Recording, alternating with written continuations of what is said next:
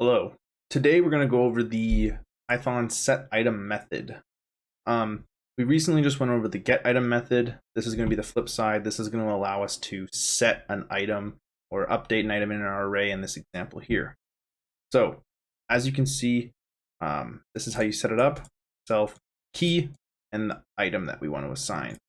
Now, if I come in and I print our key and our item, you'll see that we're going to get control over the index as we're used to, and now the actual value we want to assign to it.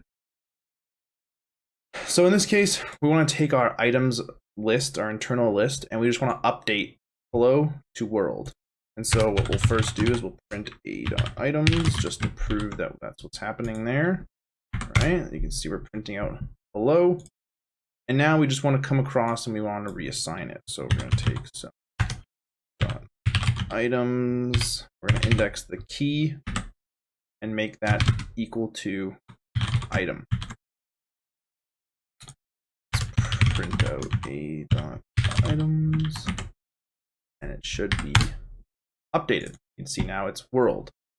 And so we've went ahead and we've been able to make our own data structure, and we can update items internally while, making it look like a normal list in Python. That's it for this one. Thank you for watching.